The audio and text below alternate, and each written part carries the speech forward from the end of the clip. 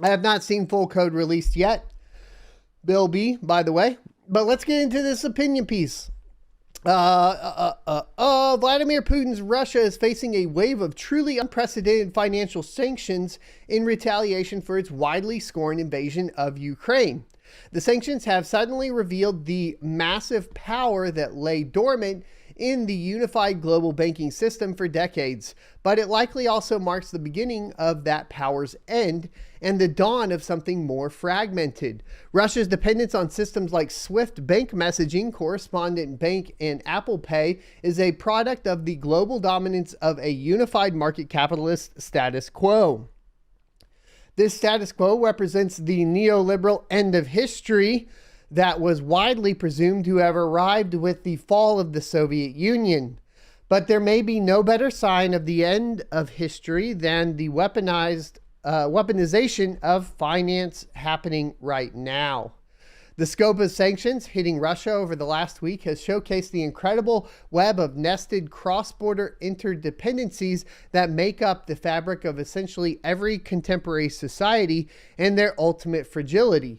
Some Russian banks have been disconnected from the SWIFT messaging system, crucial to international transfers. Shares in one of Russia's largest banks collapsed 95% on the London Stock Exchange.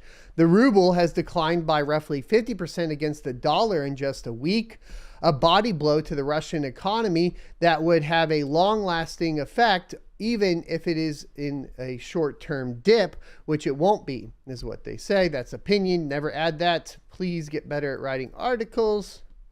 Trade restrictions. This is an opinion piece, so it can be here, by the way. It's just... anyways. Trade restrictions are looking just as devastating. Taiwan has said it will halt semiconductor exports to Russia.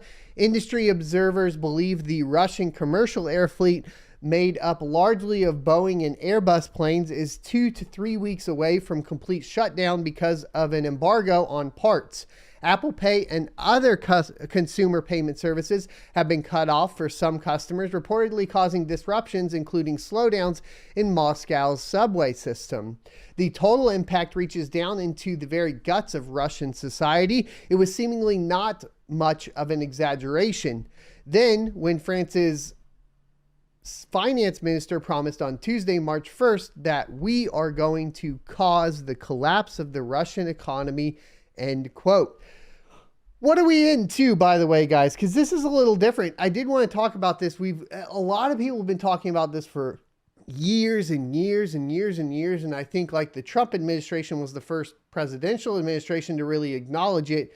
But it is this new warfare. It's not necessarily, obviously, traditional warfare is being played out here as well between Russia and Ukraine. But the real new kind of warfare here is economic warfare. And China's kind of leading that play, right? And we've talked about that before. And I think that's why in China you see a move to more and more centralization, because controlling that economic power, whether it be around manufacturing of computer chips or basically having your own CBDC that allows you to control the public through what they are and are not allowed to buy.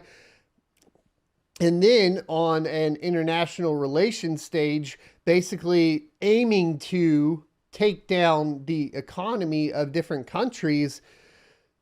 Now, whether or not you agree with, basically France targeting Russia and taking down their economy or making this type of statement, what you should come to the realization of is that this is the new stage of warfare, right? There's always been economic warfare played out, but I think that it's going to be a lot more relevant than, say, wars of the past, maybe a World War I or a World War II, where there's a lot more boots on ground, because if you can destroy the economy of any given country, then there's a lot less boots on ground warfare that's going to take place. All of this should be considered in a longer historical context. Until recently, such opportunities for disruption simply didn't exist. And there you go. So they're kind of pointing it out. SWIFT was not created until 1978. As recently as the middle of the 20th century, international banking still regularly involved shipping large amounts of gold around on boats. and it's gone. The most frankly insane element of the sanctions, though, is the freezing of the global foreign exchange reserves of Russia's central bank. This is possible because, as London School of Economics visiting fellow Usman Manding, I don't know the last word, I believe I got that one correct though, explained to the Financial Times, foreign exchange reserves are not held by central banks, but instead by other banks around the world. Securities and money never move. Everything is external. This is believed to have affected fully half of the reserve holdings of Russia's central bank, which recently totaled more than $630 billion. Not your keys, not your gold, bro.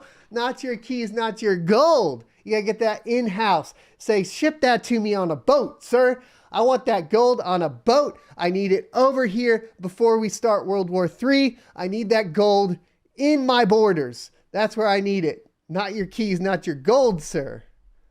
These sizable reserves, according to the National Public Radio, were part of a long-term plan to make Russia sanction-proof. This strongly suggests that Putin has made a massive geopolitical miscalculation about the nature of the global financial system. Russia has behaved as if it trusted European and American central banks to continue honoring its reserves even after an invasion of Ukraine. This would have allowed Russia to continue propping up the value of the ruble, among other things, for months, even in the face of sanctions. Russia has refused to recognize the sovereignty and property rights of Ukraine, so it has few legs to stand on while complaining about having its lunch money stolen. But these sanctions will also permanently undermine the widespread assumption that global banking is merely neutral and rules-based system. Exactly what you are seeing here is a complete breakdown of the traditional fiat system, and it is out there in the public for everyone to see.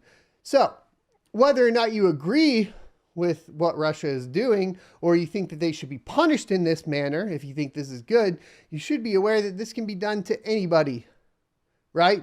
This is basically the whole hand is shown. We are now aware of the fragility of these financial institutions, what they're willing to do when you don't agree with them. And it is very important to understand this as it pertains to Bitcoin and its fundamentals, which are completely opposite of the way this traditional system functions, right? So Adam Tooze, writing in Chartbook, argues that to do this, reserves freeze to a fellow central bank involves breaking the assumption of sovereign equality and the common interest in upholding the rights to property. That's you know, head of the nail, hammer, done. I mean, that's it. That's it. That's all we need to know. The sanctions have driven home that the global banking system, like most monetary systems, amounts to a way to keep track of what society thinks you deserve.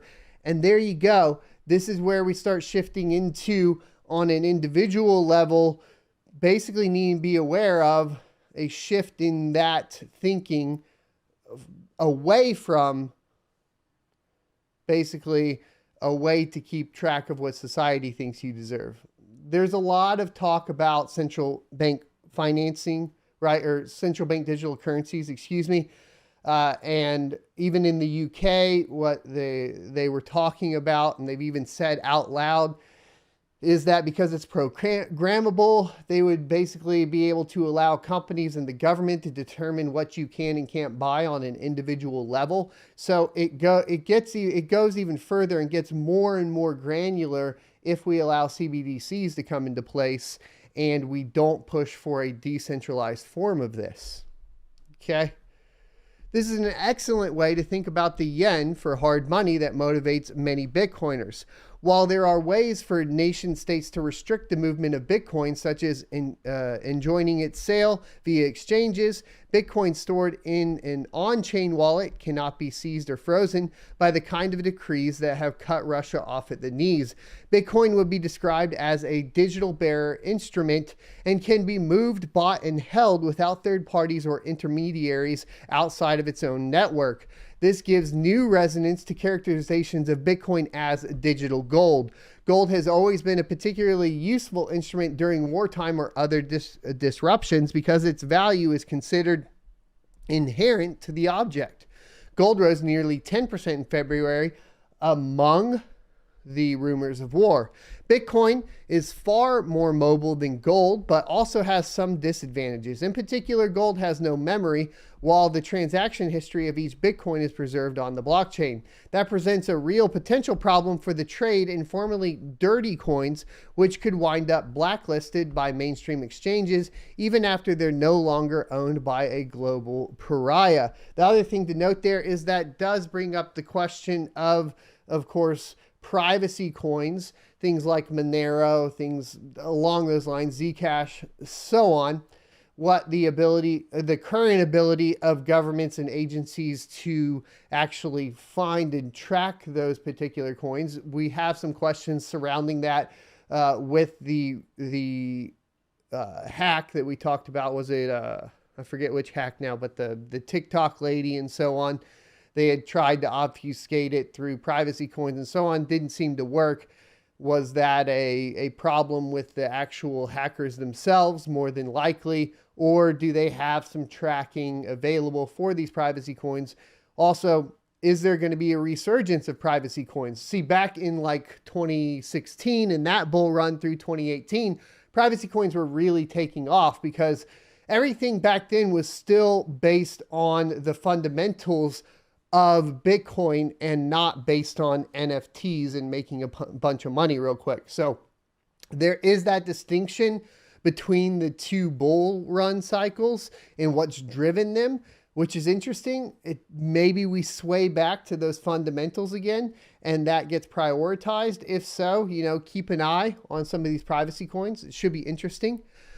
Still, what we're seeing is a significant vindication of underlying skepticism of traditional banking that drives many in crypto, and particularly those committed to Bitcoin specifically. It is arguably the exclamation point after years of smaller examples of financial sanctions against groups ranging from sex workers to Canadian truckers. Wow. You're gonna put those two in the same sentence? Wow, come on. All right, that doesn't mean Bitcoiners are dancing in the streets, though, any more than someone warning about the U.S. infrastructure deficit should celebrate when a bridge collapses. While Bitcoin is a useful object lesson and model for what a neutral global payment system could look like, it is unlikely that the near future will see huge states using Bitcoin or other cryptocurrencies to depart the banking system status quo. Instead, there is considerable speculation among finance professionals that Russia could begin conducting trade using China's renminbi and banking infrastructure. And see, that would be the shift in the wrong direction. But let's think about this for a second too. If Russia moved towards China's central bank digital currency, it could be a positive thing for the rest of the population. You see, what we also have to deal with is public perception.